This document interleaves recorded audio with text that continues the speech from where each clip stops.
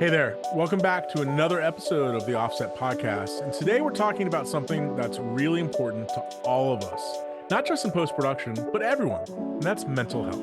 Stay tuned.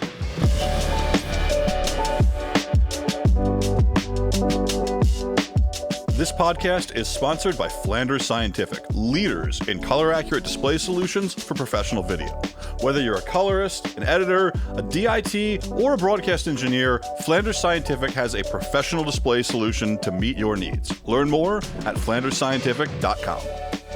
Hey guys, I'm Robbie Carmen, and that is Joey DeAnna. And Joey, we are here today to talk about something that, as a person in post-production, luckily this is something that is on the minds, literally, of more and more people these days, but it's the idea of maintaining, our mental health as a post-production professional, right?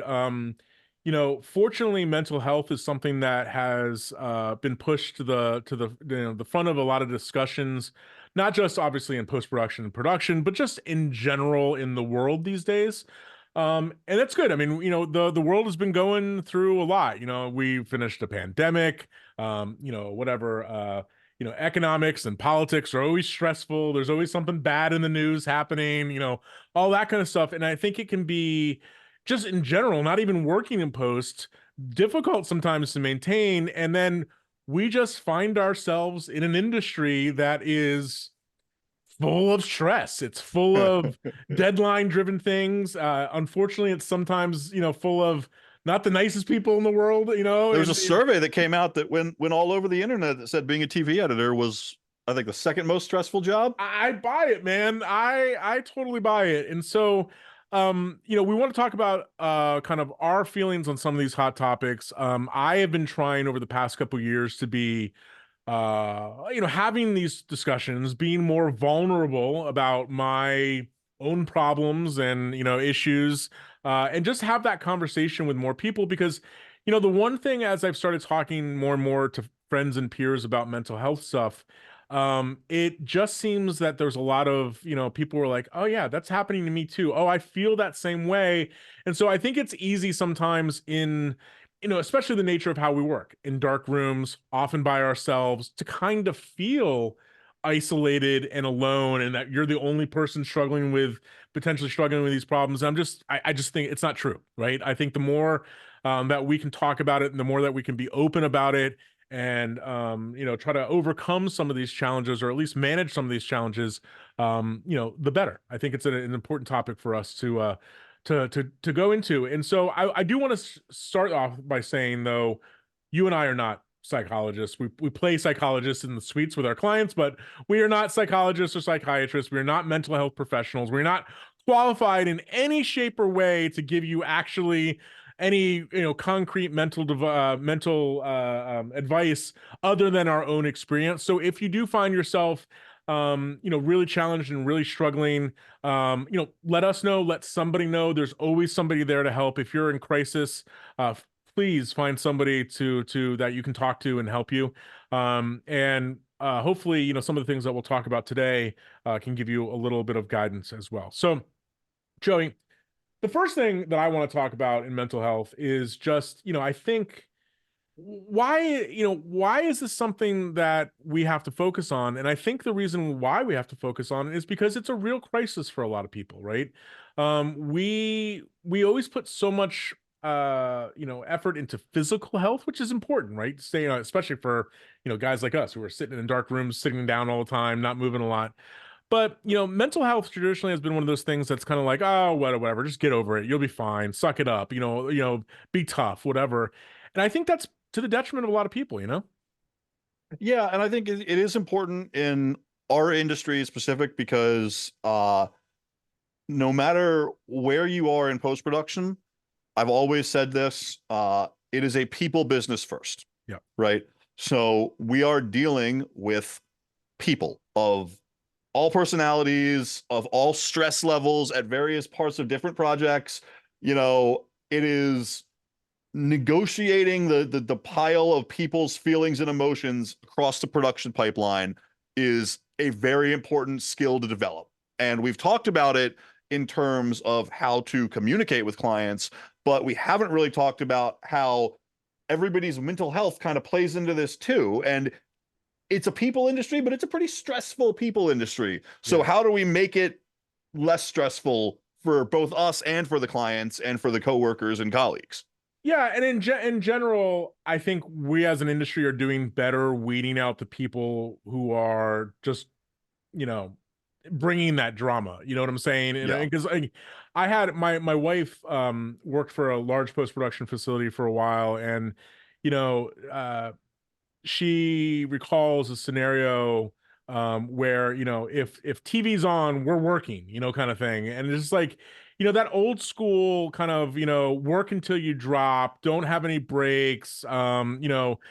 I just want to say TV, movies, it's livelihood, but it's not life or death, right? It's not like Yeah, we're not saving lives here. It's not life and death, and it doesn't have to be as stressful as it is, because when people are under stress, they perform not as well. Totally. So you might want to go in and be like, I'm going to be the best. I'm going to grind. I'm going to, work 24 hours a day and really kill it. But when you do that, your work quality goes down, 100%. and nobody wants that. Yeah. So I want to talk about a few kind of general areas that I see, talking to colleagues and peers and, on message boards and stuff, people dealing with. And the first one is something that I think universally everybody who is in our industry, everybody who's, and pretty much in any creative industry, has felt at one time or another. And that is the idea of crushing self-doubt and like kind of what's generically called the imposter syndrome, right? That is the idea that I am not qualified. I am not good enough. I don't have the skill set. I don't have the knowledge to perform up to what I think the client is expecting of me to do, right? See, I've And never had that. yeah, I know neither one of us have ever had that, right? And I think this is something that again everybody faces, that you're working with a client for the first time. I for a long time I let imposter syndrome get in the way of opportunity, right? And Mhm. that was that I would sense a scenario, I would have this crushing self-doubt of I'm not good enough, doesn't look good enough, right?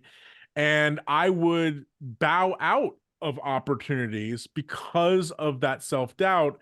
And that took a long time. And I still, as you know, I still have that problem sometimes. And luckily I have, you as a partner or something, I could be like, Joey, I think you need to take this one because I just can't handle it. I'm too worried that it's going to be right. And we all handle that in different ways, but I think it's one of those things that's a natural occurrence, the imposter syndrome and self-doubt. But the way I've started dealing with it is that if you succumb to the imposter syndrome and you succumb to self-doubt, you do not know how that opportunity is going to potentially turn out, right?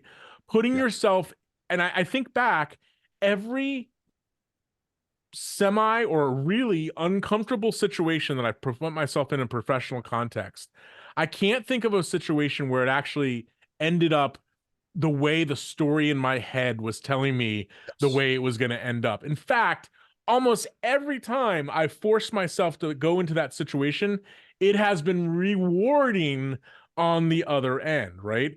And it's stage fright like that is really bad, but getting out there and trying to get yourself to do it, I think does pay dividends. I'm just curious, like, how do you have any strategies for dealing with kind of this feeling? Yeah, and I think you got to really.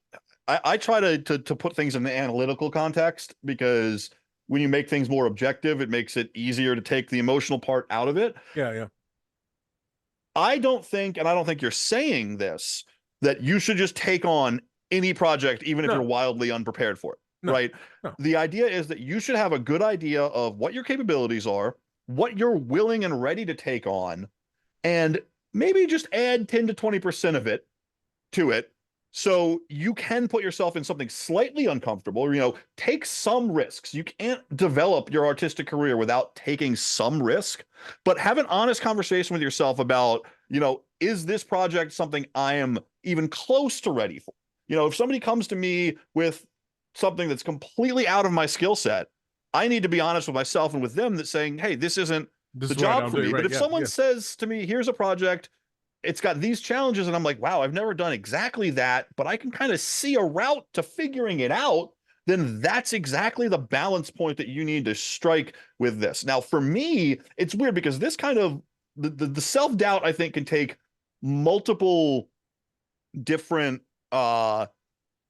manifestations. There's what I think, obviously it's happened to you before, where you feel like you might not be able to do a project to the quality level. I can't even get started with it, right? It's like Right. That's one thing. It's this wall that says nope, can't even do it. Another that I've seen very common, especially among colorists, is tying their own self-worth to the quality of their client's work, right? 100%. Like, oh, I've got a bunch of jobs that were not really shot well and didn't come out looking amazing. I feel really bad about my capabilities, right? Well, no, every job is not and high and that art. and that's a hard thing in our that's a hard thing in our industry, because nobody know. And I think the reason that I because yes, I've suffered the first one you described, and I've suffered from that feeling as well. And it's hard because nobody sees what the original stuff was like. Nobody Yep. knows that the DP shot it 17 stops overexposed with no lights, right? Nobody knows those answers. And so you're right. It's very easy to tie that, crappy result into some valuation of like your ability and worth to make things. And I think Yeah. clients, And for some of those projects, your value is that you build it and the client paid their bill, you know? or you improved. I mean, I don't think that there's anybody who would ever make the argument that, if you, I mean, there's that, you're making lemons. What is that phrase? Making lemonade out of, lemons or whatever. I don't forget what the phrase it is, but like, it's true. And I try to, when I experience that self-doubt of things like that, I try to tell myself, no, no, no, no. I am adding value here. Yeah, you got to look at the end product Yeah. from where it started and say, hey, I actually really helped this client present their project in the best possible light. No, it will never be a cinematic masterpiece, but it's way better than what it started with. And that's good for the client and that's good for you. Now, the third way I think that this does manifest itself, and this is the way that I've kind of experienced it. As people that know me know, when it comes to like some of the technical and creative abilities, I'm pretty confident in myself. Sometimes too confident, I'll admit. But I don't really suffer from this in the way that I think some other artists do. Yeah. Where I get into this, and you've seen this with me dozens of times, is when it comes down to the business side, right? Yeah. When I have a client that I've worked with for like 10 years, I love working with them. I've never raised their rate. They're still paying the rate from 10 years ago when I was way more junior, way less experienced, and had way less equipment investment and everything. So from a business perspective, everything says we should be charging them more. And I am like frozen in fear to tell them, hey, we need to raise our rates.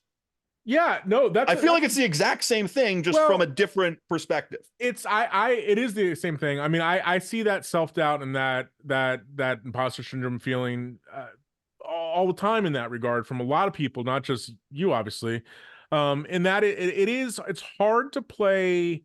I can see how it brings anxiety to people playing bad cop at the same time they're trying to play good cop, right? And actually, just for full transparency, that is one of the great things about the dynamic of the partnership that Joey and I have, right? Is that because there are two of us involved in this, that conversation of having to play bad cop of like, hey, well, I'm going to charge you extra money for this, or we're going to charge you a line item for that, or whatever, just naturally plays out well a lot of the times, because Joey can be sitting with a client and I can have those conversations, or vice versa, right? And I think that is one thing that a lot of people do have crushing anxiety and self-doubt about, is how do I get value or apply my value and get something out of it that makes me feel whole on a project. And that anxiety in doing so is a hard ask when you're simultaneously sitting next to somebody trying to make pretty pictures, and also like, oh, by the way, you haven't paid me and you're 60 days late and I'm going to need that money, right? So that is a hard thing. And in that regard, I would suggest, if that is something that affects, our listeners, having somebody who can handle some admin side of things, operation side of things, or whatever, and letting you, do what you love and where you shine is something to consider. Because I think, Joey, I'm not saying that I do this for you always, but I do think that doing a lot of the admin work for us, billing or, email communication has taken a lot of that anxiety and that pressure off of you to where you can 100%. you can do the things that you love and you're good at. And honestly, 100%. And also having that second perspective of, hey, we're really not billing this client the appropriate thing for this work. And we need to talk about that is something that me by myself, I would never do, right?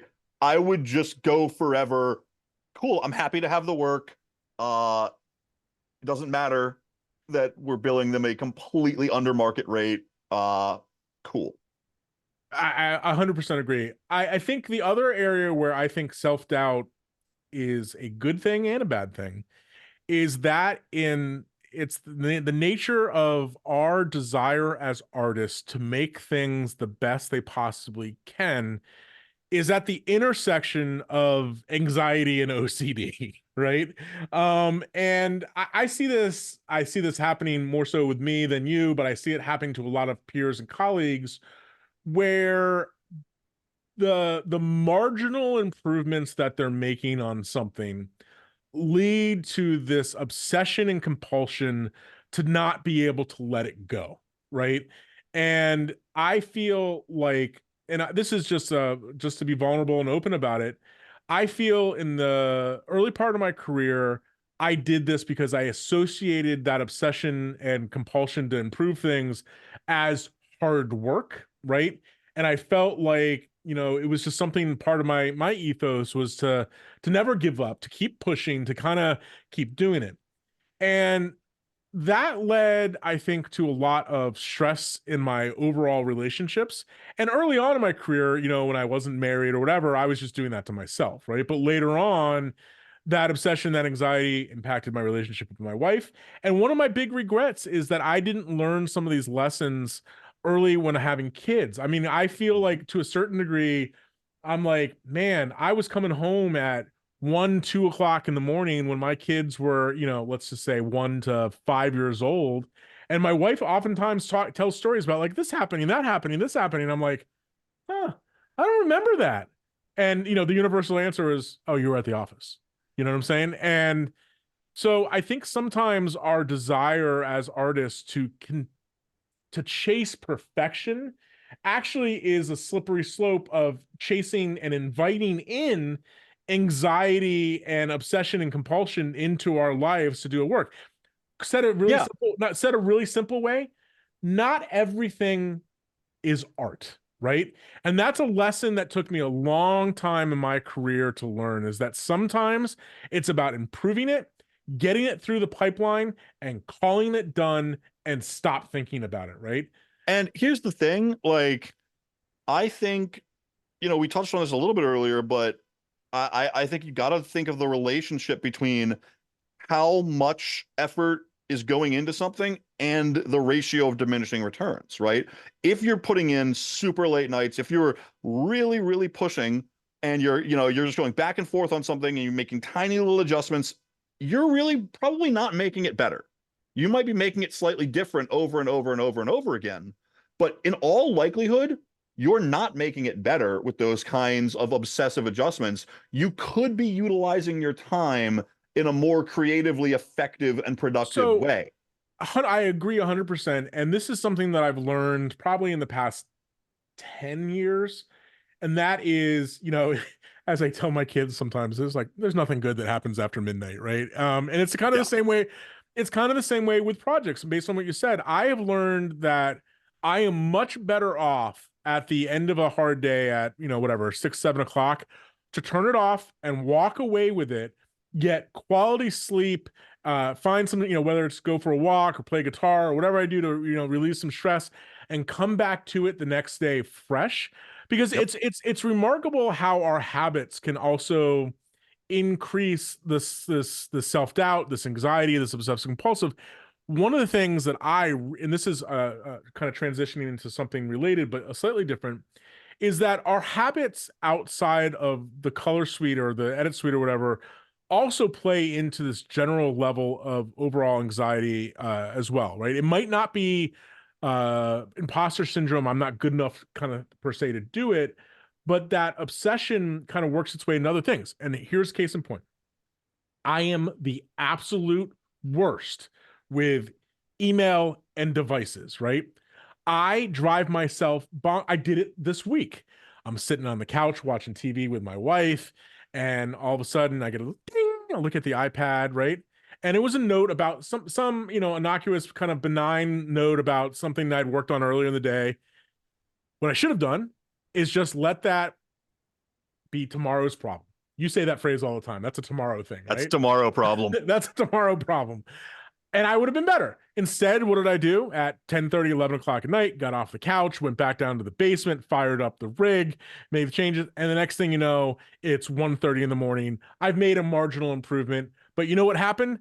The next day, after I got some not so great sleep, I came back and looked at it and realized that the 2 or 3 hours I had spent at 11 o'clock were totally worthless anyway, because And yes, that's something that really important to mention here is specifically for the colorists, right? Our eyes and the relationship between our brain and our eyes is only good for 8 to 12 hours in a day, depending on the person and the workload. You know what I mean? Like, totally. just in general, you can't keep looking at images critically for a huge contiguous amount of time and your perception of them not start to shift and adjust and get tired. Totally. And my point about this was that some of that anxiety is self-induced, right? And so, one of the things I've been trying to get better at is, at the end of a day, 6, 7 o'clock, whatever, turning off notifications, not having the phone or the iPad or with whatever with me on the couch, checking email and, all of those kind of things, right? The other related thing to that kind of habit of trying to get some of that stuff in my life is that it sets boundaries, right? I don't ever want to set the expectation with our clients that I'm available 24 hours a day to do whatever you want and make any change. Now, and having the home suite is a double-edged sword, totally, right? dude. Because Totally. you have this inkling, you have this feel, I could do it right now. Yep. You shouldn't always do it right now. Absolutely. And it opens the doors to that expectations that client, hey, if they're not paying you to work at midnight, why are you working at midnight, right? And sometimes, like some of it and is, when you get into that situation too, like, this is not to say never do it. If a client comes and says, hey, we got an emergency, we need to do this right now, it's a crisis, whatever, you can jump in and save the day and work, burn the midnight oil and push through. But it needs to be a real reason to do it. Exactly. All the time, if it's not the exception, if it's the rule, when it is really important and there is an emergency, you won't be at your best. Yeah, and you're right about that. It has to be a conscious decision for a reason. And like, so there's great reasons for it, right? Like, hey, tomorrow is your kid's birthday and you want to be, totally be 100% focused on that. Then yeah, sure. Getting ahead tonight and working a couple late hours makes sense. But I'm saying setting up that expectation with your clients is a bad deal. But I want to mention something else about the devices, email, social media and stuff that I think is really vital to this conversation and specifically points at anxiety that I suffer from. And it's more of this feeling of keeping up with the Joneses, right? And like the anxiety that's produced by that and this social mediated world that we find ourselves in, right? And also kind of the echo chamber of that, right? So I find myself, I'm following on the various social media platforms, A-level colorists, the Walter Vapatos, Dave Hussey's, Stefan Sonnefelds, whoever, those guys, and there's a tier of those guys where I'm like, cool, it's cool to see their work and their huge mega million projects they're working on. But that doesn't actually give me the same level of anxiety as the people that I kind of look at as in my peer group, same level of business, maybe a little above, maybe a little below, or whatever volume, right? I have a real problem with that kind of stuff because I'm like, oh my God, did you see that project so and so did, right? Yeah. And then Yep. all of a sudden it's just like, oh, I suck. I work on nothing but crap. I work on nothing but crappy projects. Here they are, working on this and it builds up all these really strange feelings that are not all that healthy, right? Feelings of jealousy, feelings of kind of like like, well, why them, not me, all that kind of stuff. And so let's look at it objectively, like I like to do, right? Let's look at it from a purely analytical standpoint. When somebody posts something on their Instagram say you have an hour-long film with 1,200 shots in it. Yep. They're posting 5 stills Yeah. of the best 5 shots of out of one of their best projects of like the month, right? So it's the best of the best of the stuff they've ever done, because they're obviously trying to make it look really good. And you're comparing that to every single shot on every single project you've ever done.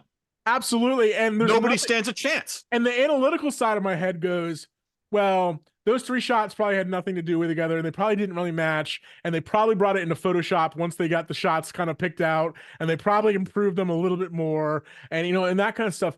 But I have gone from a place of like following every colorist and every post vendor in the world and looking at their work, to kind of trying like consciously not to pay attention to that stuff as much as I do, because it can be crushing. I mean, we talk, this mental health aspect is talked a lot about teenagers and, self-worth and the doom scrolling and all that kind of stuff that teenagers might be affected by social media.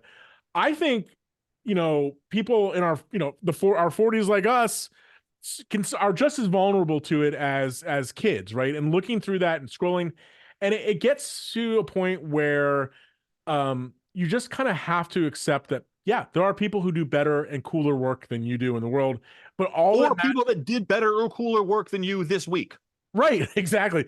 But equating that to a sense of self-worth or an assessment on your abilities or your value is a really, really slippery slope. And so when I get in those feelings, honestly, I've just tried to put it down as much as possible, right? I've tried to, my family and I were trying this new rule where every night at 7:00, the phones and the iPads go into a pile, right? We went for 8.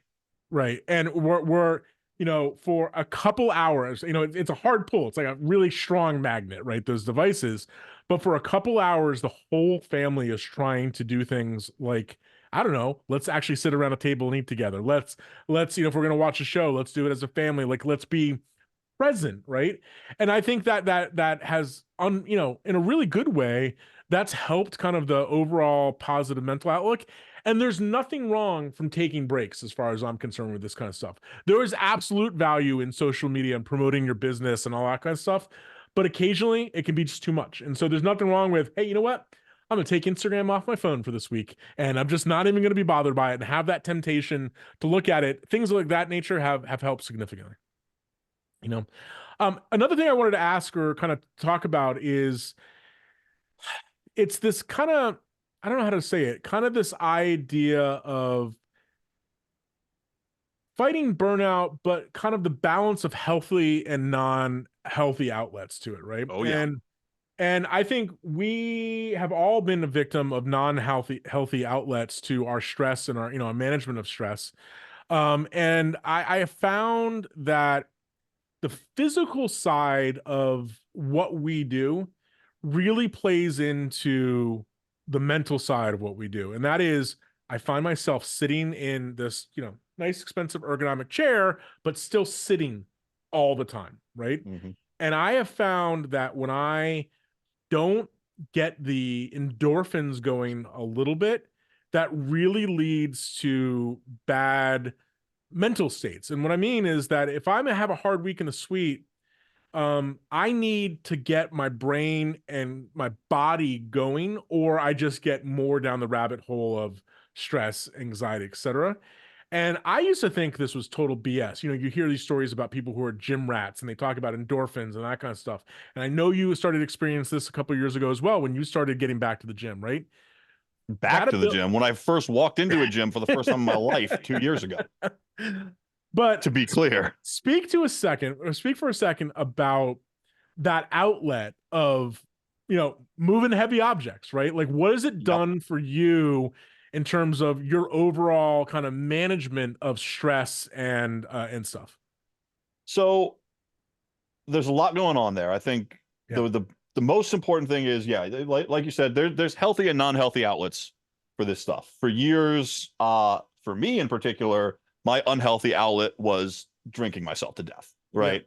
I drank an astronomical And, and amount. and just to be Uh, clear, I don't think it's just you, Joey. I think it's actually an issue with our industry in general. Is that, Absolutely. at whether it's drinks at the end of a session, whether it's going out to the bar after a day of work, it's true, and I get it. I get like that numbness that happens through self medicating, that kind of stuff. And whiskey tastes really good. Whiskey Like tastes really good, let's be honest, whiskey's amazing. So but I yeah, I drank a drastic amount. And the first thing that I kind of did when I kind of decided that I got to do a better job of yep, this in general life thing was I quit drinking. yep, And the really important thing that I think people can take away from kind of my experience here and is that I'm not saying everybody in the world needs to quit drinking. of course not. I'm saying you need to take a critical look at your relationship with alcohol and other substances as an individual. For me, that meant stopping drinking altogether for quite a long time. Then it meant easing back in very simple, rules-based situations almost. Like, okay, if I have a really important social event where I'm like on vacation or I'm traveling somewhere and it's a limited context, I'll give myself a pass and I can have a couple of drinks, right? But I'm not going to go home to a full bar of whiskey like I used to Right, have and right, just have it there and drink by myself, right. right? So these days, I would probably say like once or twice a year, I'll have some drinks at a special occasion. Like my best friend's wedding, I had Yeah, some drinks of and it course. was nice. I wasn't driving anywhere. We stayed at the hotel. It was beautiful. I didn't have a whole bunch of drinks. I just had a few. And I've been able to moderate myself surprisingly effectively once I kind of got it out of my house and made it a separate thing, Well, right? listen, I applaud you for being open and vulnerable about that. I think it's something that not a lot of people, it's not easy to do. And I will be the first person to say that your example of that was an inspiration for me as well. I found myself in a similar situation. Only, I had the past couple of years have just been tough for everybody, right? There's been, the industry's changing a lot. The pandemic, obviously, a billion things going on in life, and it is very easy, I think, to kind of, want to unwind, if you will, or relax Yeah. with this kind of thing. But just the nature of it is I have the personality. I'm like Frank the Tank in that movie, Old School, right? It's like once it hits your lips, you just can't stop. Like And so it's it's like, like I always say it's like a can of Pringles, man. Once you pop, you can't stop. and But it's here's like, the thing, yeah, and there's so much things associated with the idea of over drinking and quitting drinking and all this stuff that it's not the same for everyone. no, of I course not. would say this: don't let perfection be the enemy of good. If you Yeah, feel like you're drinking too much, just cut back. You don't if you when I started looking at it again analytically, the reason why I stopped drinking was because I looked at my bank account and I calculated how much I was spending on whiskey, and it was astronomical. And from there, I kind of said, "Well, wait a minute, how am I spending this much money on whiskey?" Then I thought to myself, "When was the last day I didn't drink whiskey?" right. And I couldn't remember. Then I thought to myself, how many bottles of whiskey do I go through in a week? And then I looked at how many days there are in a week, and I started running the numbers on all this, and I'm like, this is absurd. This Yeah, is absolutely absurd. And then, right, so I never took the attitude of, and if you're listening to this and you're starting to think, hey, maybe I drink after work too much, you don't have to look at it as like, well, I have to quit drinking altogether. And yeah, that's of just a course not. big bummer. So I'm not going to do it. Yeah, Right. You just have to take a hard look at your relationship with whatever your substance of choice is and totally. decide what's best for you. Yeah, and I think that I was in a similar place, and specifically, and again, I don't want to sound preachy about this because, as you said, everybody's scenario is different. This is a personal thing, but I will say, in general, I think our industry veers towards a little self medication, whatever I would say massively. whatever substance that might be, right? And I looked at the same situation, and specifically when it comes to alcohol and me, I just decided, listen, this is not going to end well. Nobody, nobody goes, oh, I can drink a liter of whiskey a day for the rest of my life and totally be fine, right? No. Like it just doesn't happen. And you're right about the small chunks. When I started doing it, I'll be coming up on 2 years this August, right? And when I made that choice, I took it in like days and weeks, and there's varying degrees of this. I never felt like I had an actual physical addiction to this. This was just a routine thing. It was a pattern thing, that kind of stuff. And I looked at it as, oh, I got a week. Oh, I got 2 weeks. Oh, I got a month. I got 2 months. I got 3 months, right? And now it's become one of those things where it's just more of like, well, I'm further ahead than I am behind. So why don't I just keep kind of Yeah, going with it? keep it rolling. It's a personal choice for people, and we're not telling people how to lead their lives at all. But the byproduct in this conversation for mental health was something that I maybe from reading some sort of article or whatever, I kind of knew might have been a byproduct of it.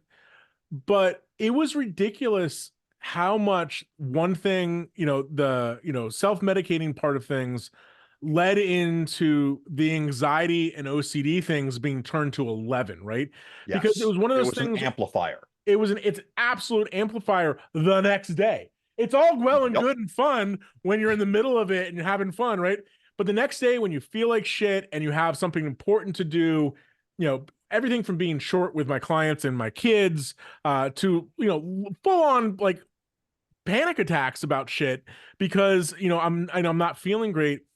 That stuff it subsided substantially for me.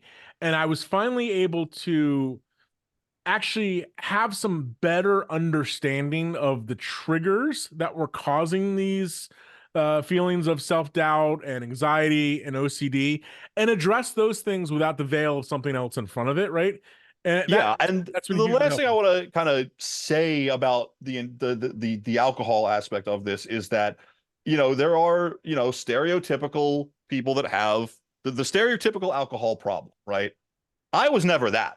Yeah. I was great at drinking. I didn't beat my kids. I didn't yell. Yeah, you're I high didn't high get in my functioning, right? car and Yeah. start crashing into Yeah. buildings. I was very responsible, and I was not in any way kind of like, I nothing was really indicating that there was something wrong, right? I wasn't acting bad. I wasn't a bad drunk. I was just drinking way too much, you know? Totally. I get it. And so, I mean, it's just one of those things where I think you're right about, if you're having the thought at all about what, self-medication and am I pushing it too far with whatever it might be, taking a break is, a good thing to consider in your lifestyle, even if it's just for a couple days, for a week, see how you feel, see how you're analyzed from that. It's something to strongly consider. It has changed my life for the better. I don't think it's hyperbole to say that I'm better in all aspects of my life and my relationships than I was before, right? And Yeah, I'm and I not. will one another final last thing, a last thing when it comes to the alcohol discussion is that I don't know what changed, but the technology of non-alcoholic beer has like Oh, dude, advanced a millionfold in the past few years. Non-alcoholic IPAs taste better than real IPAs. dude, it's funny. My wife and I call it water beer because it's basically just water that tastes like beer, right? But it is phenomenal to There's really some magical chemistry going on. I don't know how they do it. in those and honestly, in situations where you might feel that compulsion, right, and you're wavering because hey, you got 2 years in or whatever it may be. There's situations now that have become so incredibly less stressful in that regard.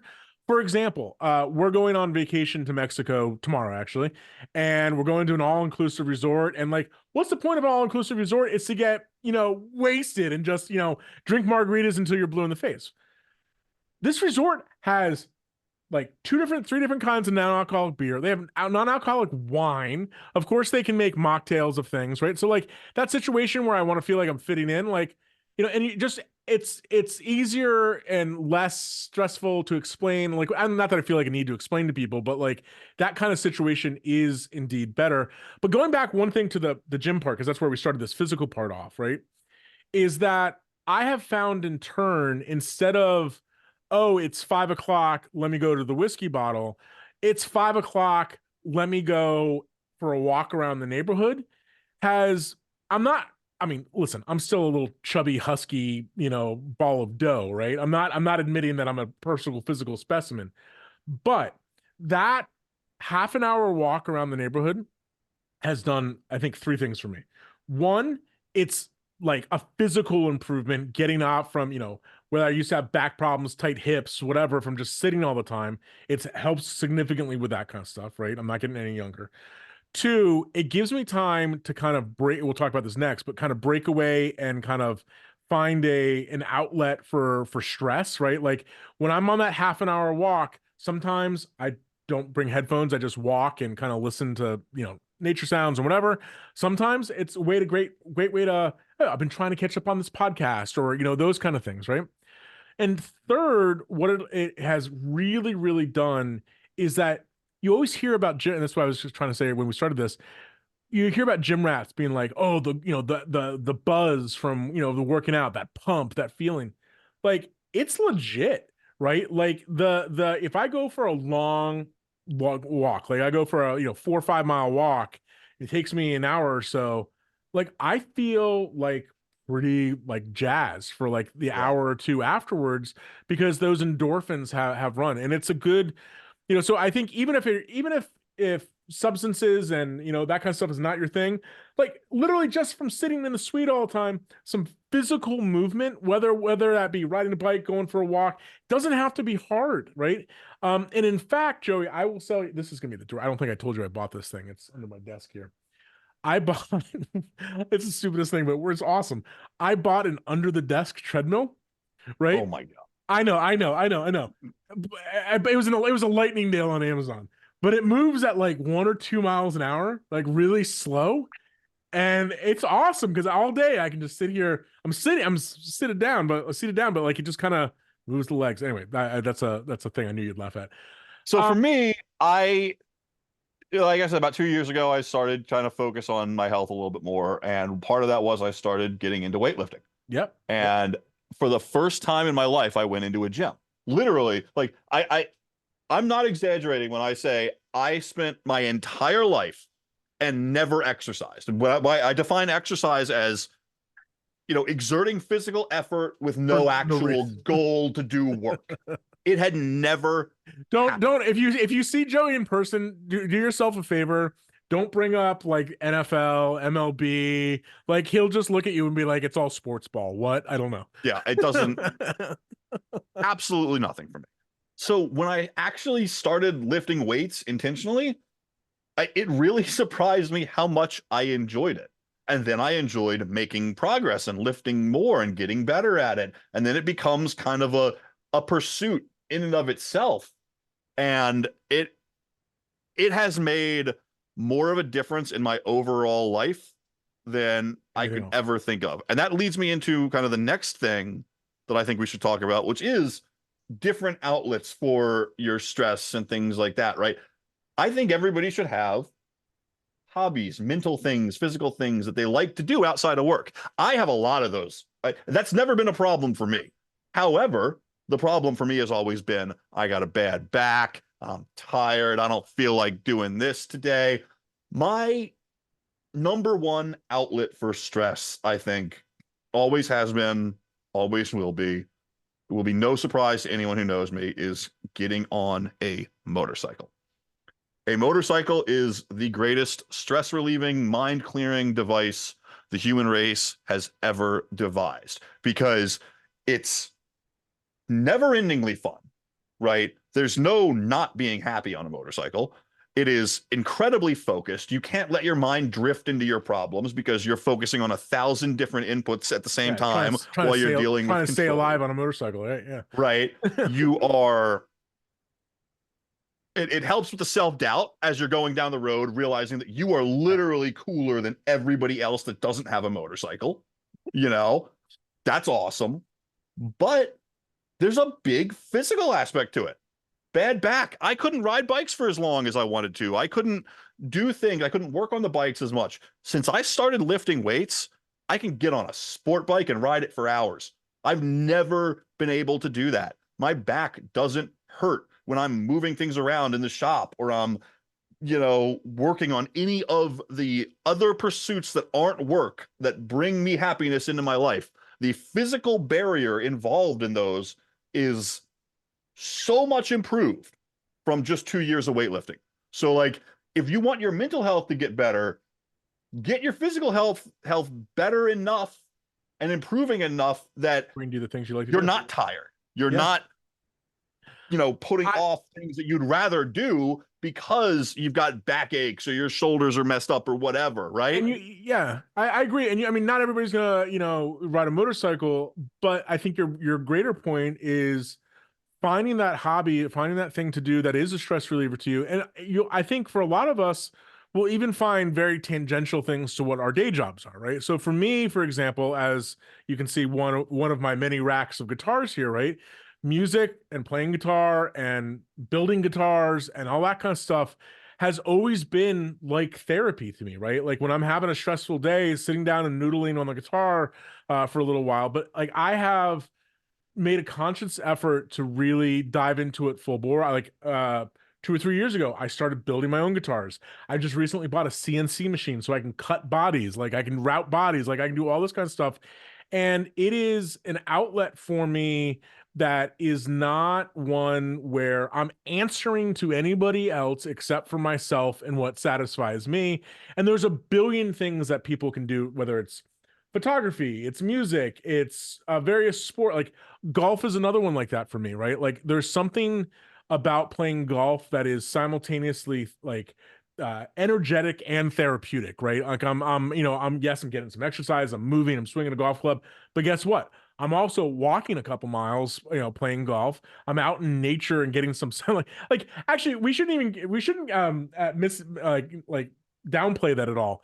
Like the fact that we work in cold, dark rooms all the time is actually an important thing to get outside Yeah, sometimes and for your that's well-being. a big thing because I've always said this. I've always, and most of my clients know this too. Like, I like to try to get out for lunch any day that I can.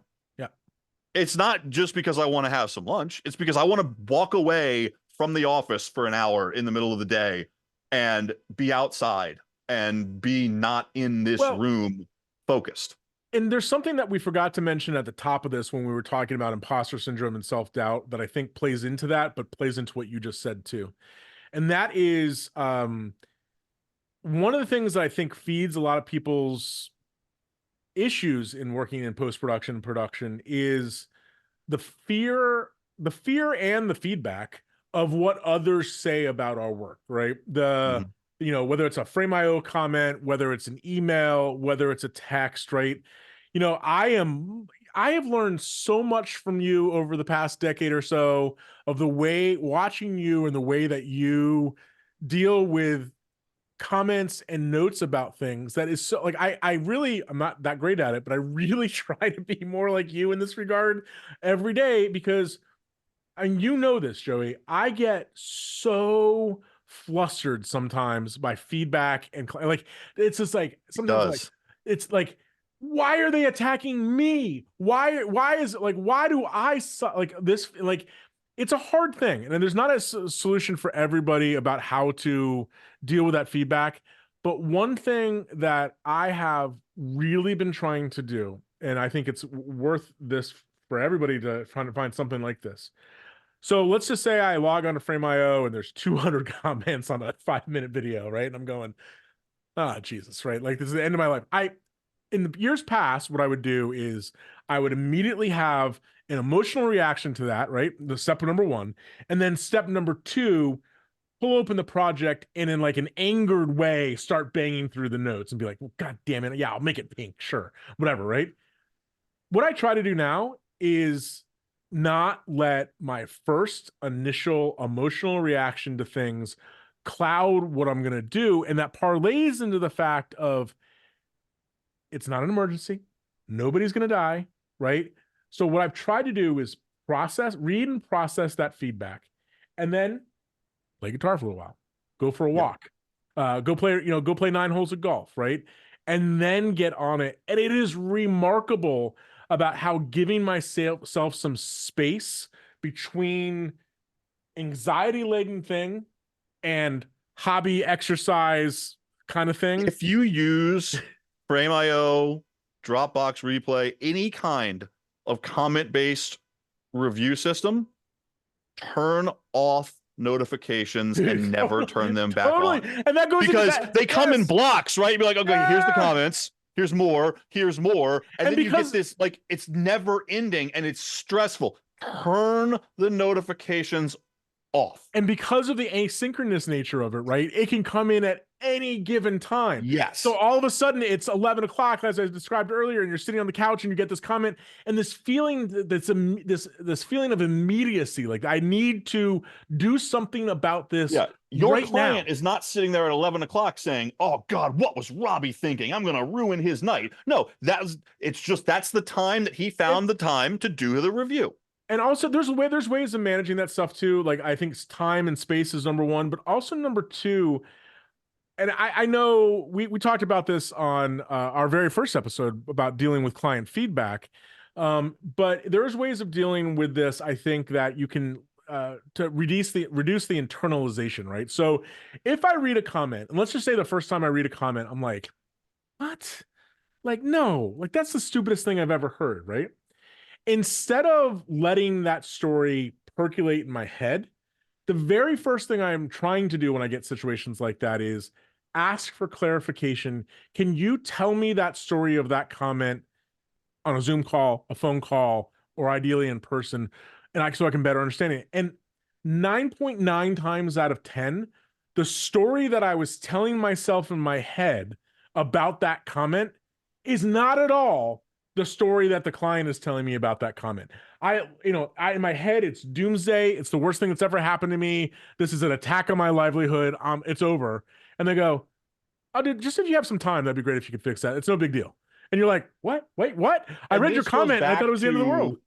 This goes back to where we started, which is, this is a subjective artistic field where nobody dies and everything is a gradient of not a right or wrong answer. Like, your self-worth is not tied into what one person thinks of one grade on one shot. 100%. And I think it ties into the last. And people cannot like the same thing. Absolutely. Absolutely. And I think that ties into the last thing that I want to talk about in this discussion, because we could go on forever. And that is just the value of having some trusted peers, as well as staying social in a positive light. I'm not talking about just getting on social media and doom scrolling, but that social aspect. You and I have been a part of various groups, private groups and stuff over the years online. I'm also a member of a couple, like, dad focus groups now, with other guys. My point is that social interaction stuff is vital, I think, for our industry and what we do. Like, you can sit and talk to your partner or your spouse or your kids or whatever about the stresses that are going on in your life, and everybody can empathize and have some level of understanding with those particular stressors. But I can't explain to my wife, it's really every time they ask me to do this BS keyframing, why can't they just give me a conform of that instead of the bake of that? Like there's details, right, that she's just not going to gronk because she's not a colorist doing the things we do. And so I have found, your and I relationship, my relationship with other colorists, my relationship with other industry peers that maybe are mixers or VFX parts, having interactions with them that are not around a project, that are not around any particular need, but just like, hey, what do you think about this? What do you think about? It's vital, man. And like, some of these groups that we're part of do things like, like little Zoom happy hours, right? Where, like, on a one day a week, we'll get together and, and talk about various things. And those conversations vary from everything. It's just so important in these days and in this day and age where more people are working from home, more isolated than ever. The days of the large facility. I mean, you mentioned going out to lunch. I'm sure part of that is also, catching up with people from time to time and, and doing meetings and stuff. That stuff is so vital. So whatever it is, whether it's a group of peers, whether it's a professional organization that you're going to tag along with doing some networking, whatever it may be, those things are also a great stress relief because you can commiserate with other people who understand what you're going through to a certain degree and the pain, and like that stuff can't be underrated. And also it gives you fresh perspective on stuff. Like I often tell you a story and you're like, did that you I mean you say stuff to me sometimes like, did that really seem as bad as it was in your head? I'm like, oh, now that I talk about it, no, it wasn't as bad as it was in my head. And that's a key thing. Yeah. Yeah. And the home office is definitely a huge double-edged sword, Yeah. right? Gets you 2 hours back in the day of Yep. commuting, Yep. at least in both of our cases. Yeah. And that's a great thing. Gets you accessibility if you need to do something quickly. That's a great thing. Gives you flexibility for your scheduling. That's a great thing. Also gives you isolation and overwork tendencies. Sometimes a tendency to get into some drinking, substance abuse problems, things like that. Yep. And it just puts you far away from everybody that you would normally interact with in a day-to-day kind of traditional working environment. So just be aware if you're working remote, if you're working from home, just kind of think about, okay, this is a different situation now, and it's missing some things. It's got some advantages, it's got some disadvantages, and you can do some of the things And that mitigate that. and even if you're not feeling those stressors yourself, somebody is, right? And so one of the things I've been trying to do is just reach out to colleagues and peers, every so often and be like, hey man, would love to just catch up with you and see what's going on, right? It doesn't have to be anything specific, but those check-ins, because like, I always think back to and I don't know why this one hit me so hard because unfortunately these tragedies happen all the time. But I often think back to the loss of Robin Williams, in his suicide, right? And I think back and I go, how can somebody so comedically gifted and talented, like, be, everything about them screams happy, everything is fine, telling the next joke or whatever. And like, I think in our industry, you never know what people are struggling with. You never know what they're battling with, right? And those kind of check-ins on people can literally be lifesavers sometimes, right? And can literally, that fact of letting somebody know that you care about them can have ramifications that you can't even begin to fathom, right? That conversation might, just really make their day on a small level. On a big level, it might really help them get out of some funk that might have been potentially dangerous. So think about that as well. And I would also, the last thing I have to say about that is we as a industry, but also just as a culture, I think we've gotten a lot more short, a lot more mean, a lot more intolerant, right? And one of the things that I'm trying to work on that has helped my mental health is when I interact with people, whether they be, whatever, industry peers or clients or whatever, and they're short with me, they give me, a bunch of, whatever feedback that I don't like, or they're nasty in some way. I'm trying to convince myself, like, you know what, Rob, you don't know what that person's going on. They could have had a fight with their spouse in the morning and now they're just being nasty to you. They might have, whatever, they might have gotten rear-ended on the way into your office. Like there's a million things that could happen. And so trying to not give back venom when venom is given is something I'm trying to work on a lot. That's helped me just kind of be a little more low key, like not letting somebody else's circus affect my mental outlook. And I've been a lot happier with that. Just being like, you know what? Like, it's not, I'm not sorry, it's not my problem, and try not to Yep. internalize it. Yeah. Not my chair, not my problem, not my Yeah. circus, not my monkeys. Exactly. So a lot of good stuff here. We blabbed on for about an hour about this, but I think this is something that is vitally important to keep these conversations, whether they're structured, or semi-structured like ours, or not structured at all. I mean, literally just telling somebody how you feel or asking somebody how they're doing or how they're feeling can go a long way. And everybody deals with this stuff differently. We unfortunately work in this very stressful industry that sometimes I think is self-induced stress, sometimes is drama for no reason. Just, like I said, no, it's not, we're not doing, open heart surgery here on anybody.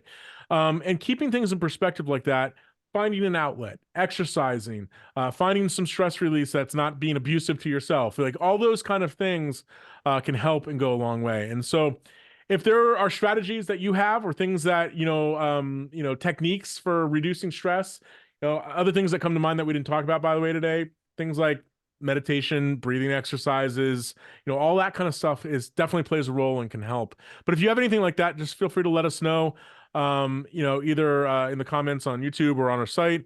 Also, of course, if you are checking this out on whatever platform you're watching on, whether or listening to, Spotify, Apple Music, wherever, do us a favor. If you like the show, please give us a thumbs up and a rating if you wouldn't mind. Same thing on YouTube. The more followers we have, the more that the show can get out to people and the more episodes we can do. So good talk, Joey. I think this was really, this is something that's near and dear to, I think, to both of us. And I just want these conversations to be more open with people. And the more that we can talk about it as an industry as a whole, the less stigma is about this. And again, if you're in a place where you're really suffering and you're really struggling, there is no shame with reaching out to somebody. There are amazing services now, online, services like I've utilized, like BetterHelp.